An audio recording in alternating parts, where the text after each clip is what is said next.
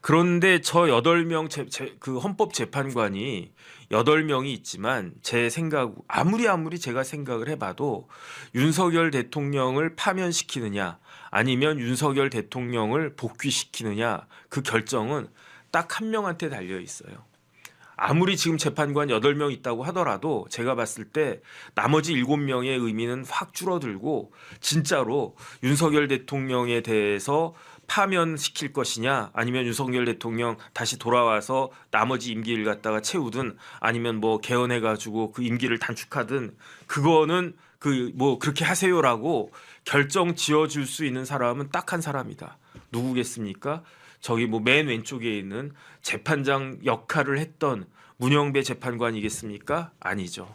원래는 문영배 재판관이 그 역할을 했었어야 해요. 만약에 그 지금 헌법재판소장이 전임 헌법재판소장이 누구냐? 작년 10월에 퇴임했던 이종석 그 재판소장이 이종석 소장님이 헌법재판소장이었는데 만약에 그 이런 일들이 작년 10월 이전에 이뤄져 가지고 이종석 그 소장님이 헌법재판소장으로서 그 이번 그 탄핵심리 절차 재판장이었다라고 하면 분위기는 확 달랐을 것 같아요. 그런데 그 민주당에서 헌법재판소장 포함한 3명의 헌법재판관이 작년 10월에 임기 만료 퇴임했음에도 불구하고 임명하지 않았잖아요. 선출하지 않았잖아요. 그래가지고 결국은 그 이제 그 이진숙 방통위원장 사건도 그냥 표류하고 있다가 그러다가 뒤늦게 저 정계선 그다음에 조한창 그다음에 임명 아직 안 됐지만 마은혁 3분을 갖다가 선출했던 거 아니었습니까? 그런데 뭐 지난번에 이명훈 변호사님 나오셨을 때도 그 말씀 하셨잖아요. 그래서 정식 소장님하고 소장 권한 대행하고 권위가 같을 수가 없다. 그런데 문영배 재판관이 최선임 재판관으로서 재판장 역할을 했는데 헌법재판소장 대행을 했는데 대행자가 붙었기 때문에 그 자체로서 권위가 확 떨어져 있었는데 그런데 재판 진행도 너무너무 자의적이고 그렇게 하지 않았습니까? 너무너무 상식적이지 않게 거기에다가 문영배 재판관이 이재명 대표하고 뭐 연수원 때 어떻다 그다음에 뭐 개인적으로 뭐 고등학교 동문들하고 무슨 카페가 어떻다 이런 이야기가 쫙 돌고 했으니까 문영배 재판관은 권위의 손상을 입을 수밖에 없었던 거고 만약에 그런데 문영배 재판관이 그거라도 됐다라고 하면 제일 나이도 많고 제일 연수원 기수도 높고 아니면 김영두 재판관처럼 아주 그냥 뭐 법원행정처 뭐 사법연수원 이런 데에서 대법원 재판연구관 뭐 수석재판연구관 이런 거 하면서 법조계에서 최고 엘리트 자리를 갖다가 쭉 했었다라고 하면 그러면 또 모르겠는데 문영배 재판관은 공교롭게 나이도 제일 많지 않고요. 나이는 정영식 재판관이 제일 많고 그다음에 연수원 기수도 정영식 재판관이 연수원 기수 더 높고요. 그다음에 문영배 재판관은 어떤 판사였습니까? 향판이었다고요.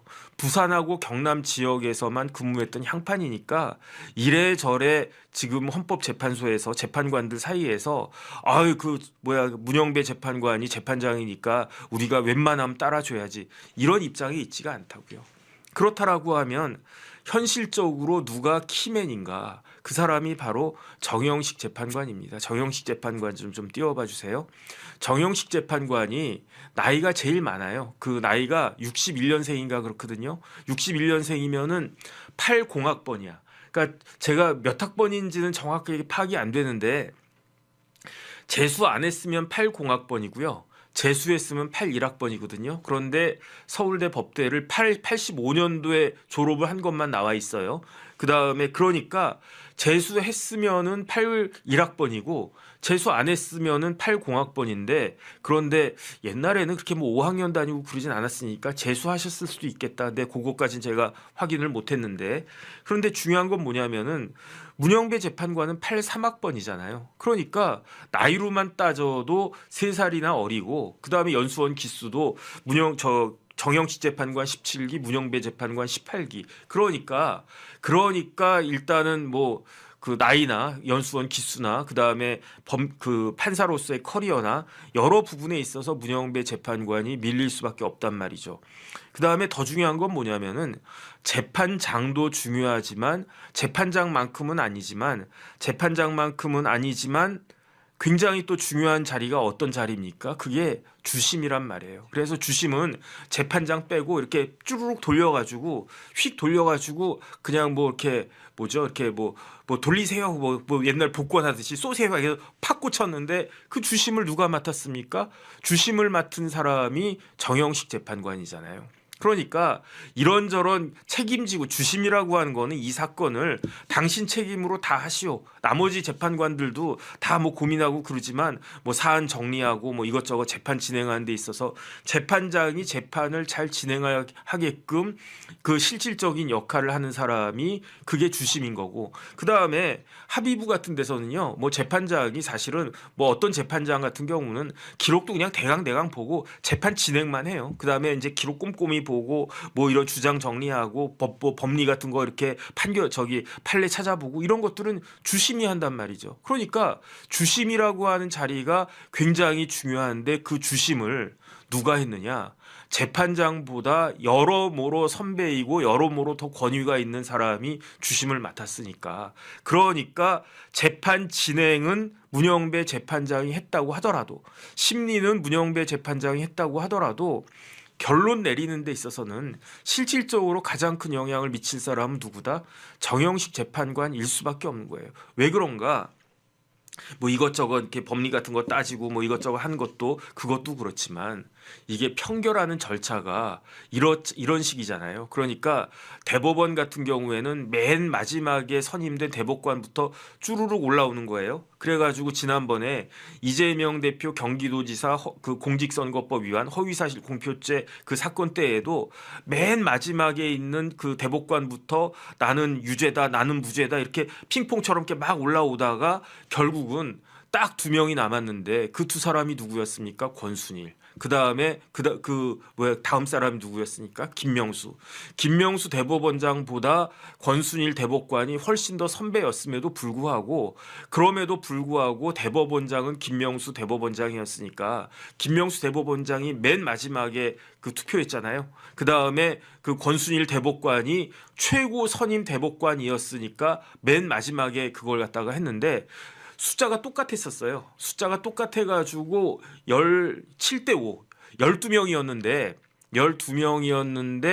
그 7대5니까 5대5였어요. 그러니까 권순일 대법관 앞에 갈 때까지 5명의 재판관은 유죄, 5명의 재판관은 무죄 그랬는데 그 자리에서 권순일 대법관이 무죄를 던지니까, 그러니까 6대5가 되고, 그런 경우에는 뭐 김명수 대법원장이 그렇게 생각했을 리도 없지만 김명수 대법원장이 나는 그 유죄라고 생각하는데 그래도 유죄에다가 표를 던질 수가 없어요. 왜 던질 수가 없느냐? 그러면 6대6이 되니까 그때 누구죠? 그 김선수 대법관은 아예 그냥 빠져버렸다고요. 나는 이재명 대표하고 이런저런 얽힌 게 있으니까 내가 관여한 것은 적절하지 않다 해가지고 그 김선수 대법관 빠지고, 그 다음에 법원행정처장은 그 전원합의체에도 들어가지 않는 게 그게 그 관례이고 원칙이니까 법원행정처장도 빠지고, 그래서 2명, 원래 대법관이 14분인데 그 중에 2명 빠지니까 6대6이 나올 수밖에 없는데, 그런데 6대6이 나오면 결론이 안 나니까, 그러니까 관례상 대법원장 그냥 관례가 아니더라도 당연히 무죄로 했겠지. 그래가지고 7대5가 나온 거 아니겠습니까? 그런데 이번에 윤석열 대통령 관련해서 권순일 대법관 역할을 할 사람이 정영식 대법관이에요. 왜 정영식 대법관인가? 정영식 대법관이 주심이니까 먼저 본인 의견을 이야기하잖아요. 그래서 이게 대법원하고 다른 점인 것 같아요. 만약에 그 대법원처럼 여기도 이런 식으로 한다라고 하면, 예컨대 가장 막내 헌법재판관이 의견을 갖다가 제출하고, 그리고 쭈루룩 올라간 다음에 마지막에 주심, 그다음에 최종적으로 재판장, 이렇게 됐다라고 하면 정영식 재판관의 역할이 의미가 확 줄어들 수 있는데, 헌법재판소는 주심부터 이야기한다면서요. 그러니까 주심이 정영식 재판관이 나는 기존의 입장대로 갑니다. 나는 기각입니다. 나는 또는 각하입니다. 이렇게 이야기하면 그러면 어떻게 되겠습니까? 그 다음 타자 아까 그 재판관 그 사진 좀 쭉 다시 띄워봐 주세요. 그래서 정영식 재판관이 나는 기각입니다라고 하는 순간 윤석열 대통령은 기각이고요. 만약에 말에 하나 천만 분의 하나 정영식 재판관이 나는 인용하겠습니다라고 하면 제가 봤을 때 그 순간 게임은 끝나는 거예요. 왜 그렇습니까? 정영식 재판관이 나는 기각입니다라고 이야기를 갖다가 했단 말이에요. 그러면 저기서 저 얼굴에서 순서가 좀 잘못됐는데 정계선 재판관이 맨 끝으로 가야 돼요. 맨 끝으로. 왜냐하면 정계선 재판관하고 조한창 재판관이 같이 임명됐지만 정계선 재판관보다 조한창 재판관이 4살 많거든요. 나이가 4살 많아요.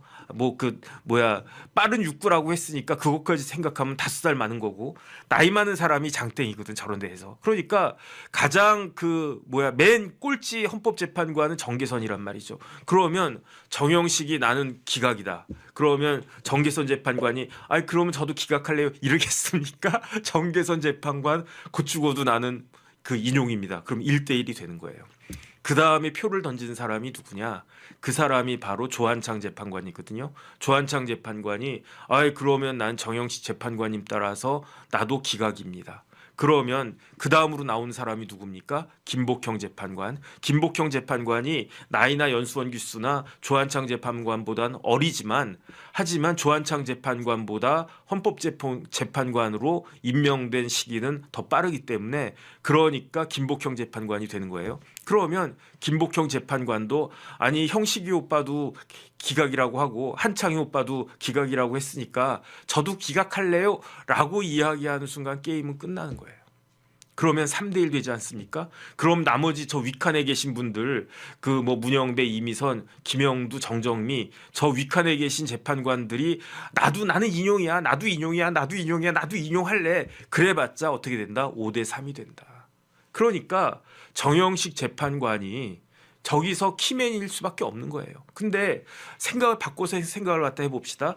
정영식 재판관이 나는 인용으로 하겠습니다. 내가 기각이라고 여태까지 쭉 이야기했는데 그다음에 말은 안 했어도 많은 사람들이 내가 기각인 줄 알았는데 아니다. 원래 나 그 인용이었다. 이런 식으로 입장을 180도 선회하면 아까 다시 그 8명 그거 좀 띄워봐 주세요. 그럼 어떻게 하겠습니까?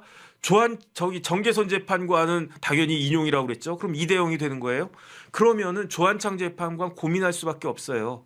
그러면 나는 기각으로 하고 싶은데 그다음에 만약에 기각으로 하면 김복형 재판관 어떻게 하겠습니까? 나도 기각으로 하고 싶은데 그럼 저 윗칸에 있는 사람 중에 입장을 바꿀 사람이 있을까? 없어 보이잖아요. 그러니까 8대0이 그래서 나오는 거예요. 그러면 어떻게 되겠습니까?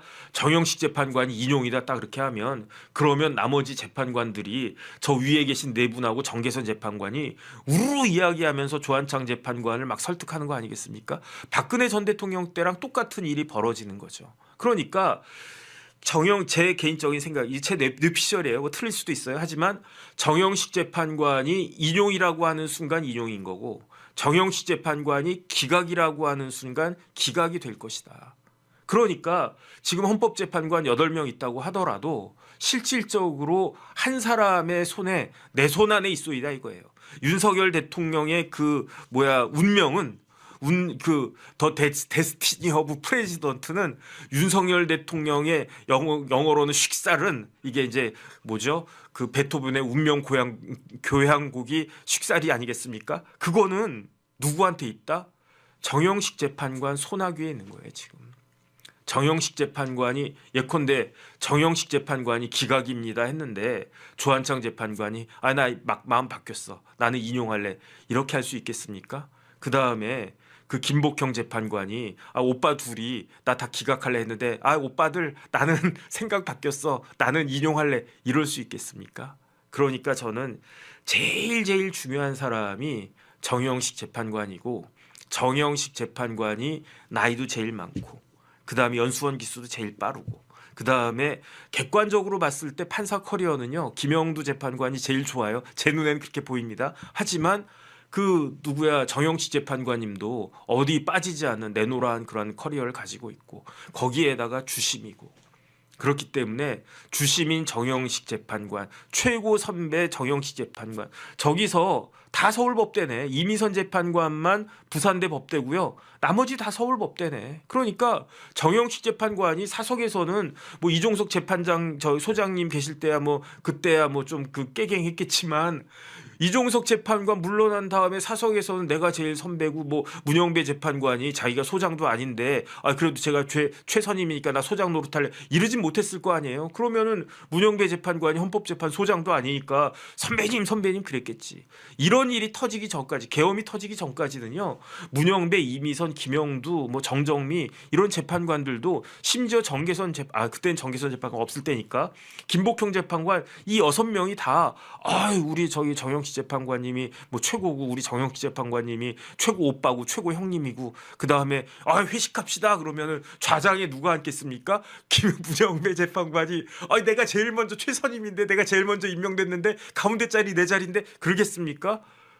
그러면 진짜 그런 말도 안 되지. 그거는 예의가 없어. 그거는 예의가 없는 거예요. 그런 회식 자리 같은 거 헌법재판관들 회식할 때 가운데 가장 상석에 누가 앉겠냐고요. 그 정영식 재판관이 앉았겠지. 그 다음에 뭐 그래도 그럴 수는 있어요. 그래도 저기 문재판관이 최고 선임인데 상석에 문재판관 앉아야 되는 거 아니야? 그러면 선배님 왜 그러십니까? 저야 뭐 나이도 그렇고 뭐 다 뭐 커리어나 뭐로 보나 저기 선배님이 앉으셔야죠. 그러지 않았겠습니까? 그 정영식 재판관이 기각이다라고 했는데 조한창 김복형이 이 마음을 바꿀 수 있겠는가? 그런데 만약에 저 정영식 재판관이 인용입니다 해버리면 그러면은 조한창 재판관, 김복형 재판관이 소신 있게 이렇게 생각한다고 하더라도 저 같아도 맥이 탁 풀릴 것 같아요. 그래서 정영식만 잡으면 8대 0이다. 이런 이야기가 나오고 있는 겁니다. 그래서 저는 그러니까 누가 생각나냐면요. 권순일 대법관이 생각나는 거예요. 그래서 제가 말씀드렸잖아요. 권순일 대법관의 별명이 뭐였다? 대법관 중에 대법관이었다. 그래서 만약에 권순일 대법관은 그 이재명 대표 소극적 뭐 거짓말 이런 논란만 없었으면 지금까지도 우리 대한민국이 배출한 최고 판사 누가 있습니까? 이회창. 또 누가 있습니까? 그 대법원장 하셨던 양승태 대법원장. 또 누가 있습니까? 이용훈 대법원장. 이런 정도 그 수준에 뭐 5명까지는 아닐 것 같고 대한민국이 배출한 최고 법관 뭐 한 10명? 뭐 최소한 뭐 50명 안에는 충분히 들어갈 만한 그러한 커리어를 가졌던 분이고요. 왜냐하면 대법원의 재판 연구관들이 대법관을 자기들 나름대로 지들이 대법관도 아니지만 하지만 대법원 재판 연구관들은요 실질적으로 판결문 자기가 쓴다라고 생각하는 재판 연구관들이 많다고요. 왜냐하면 대법관들이 일일이 판결문을 쓸 수가 없어요. 물리적으로 불가능해요. 그거는. 그러니까 뭐 웬만한 사건들은 대법원 재판 연구관들이 막 그 판결문 초안 써가지고 이만큼씩 해가 그거 보기도 힘들. 그 타이프 치는 건 고사하고 제 대법관들이 너무너무 일이 많아가지고 그걸 갖다가 제대로 보기도 힘들다고요. 그러니까 재판 연구관들 입장에서는 어떤 사람들은 내가 대법원 판결 내가 쓴다 뭐 이런 사람들도 있더라고요. 그런데 그렇게 프라이드가 높은 대법원 재판 연구관들이 대법관들을 사람이니까 다 평가하잖아요. 뭐 저 같아도 뭐 서울대 법대 교수님들이 뭐 수십 명 있지만 그래도 이 교수님은 아주 뭐 대단하시네. 그다음에 이 교수님은 조금 뭐 이렇게 요즘도 좀 한가하신가? 요즘 좀 놀고 계신가? 뭐 그런 분들 있단 말이죠. 그래가지고 제가 기억나는 교수님 중에 한 분이 저희 지도 교수님 빼고 왜냐하면 저희 지도 교수님에 대해서 말씀드린 거는 그거는 뭐라 그럴까 불경스러운 거니까 그러니까 저희 지도 교수님은 제외하고 그래도 이 교수님 기억나는 교수님이 첫 번째 박세일 교수님. 그거는 저기 박세일 교수님한테 강의 들은 사람들은요 다 인정할 거예요. 그 다음에 대법관까지 하셨지만 양창수 교수님 뭐 이런 분들은 대단하다. 학생들도 교수를 갖다가 평가하니까 대법원의 재판 연구관들도 지들끼리 대법관님들을 나름대로 이렇게 평가를 하는데 가장 중요한 기준이 뭐냐? 그게 전원합의체 판결을 몇 개를 만들어냈느냐. 그게 굉장히 중요한 대법관들의 그 실력을 대법원 재판연구관들이 평가하는 기준의 가장 중요한 기준이 그거거든요. 그런데 그거를 한 사람이 누굽니까? 그 전원합의체 판결을 제일 많이 만들어낸 임기 동안에 그 사람이 권순일 대법관이라고요. 그러니까 권순일 대법관이 그때도 굉장히 큰 영향력을 미쳤는데 제 생각에는 정영식 재판관이 그 권순일 대법관과 같은 역할을 할 수밖에 없는 것이 아닌가. 그 정도 영향력이 있는 것이 아닌가. 저는 개인적으로 그런 생각을 갖다 하고요.